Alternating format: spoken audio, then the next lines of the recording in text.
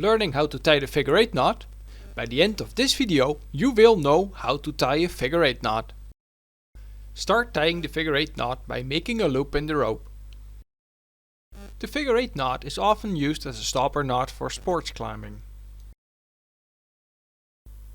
Great, there's your loop. Now take the end of the rope and go underneath the part which I'm holding in my right hand. This is called the standing part of the rope. The other end is referred to as the working end. If you did it right, you will end up with a situation that looks the same as in the video. This means we have almost finished our figure 8 knot. To finalize the figure 8 knot, take the working end and pull it through the loop.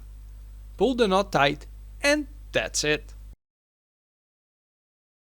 The figure 8 knot is a great stopper knot, but there are others that work just as well, like the double overhand knot.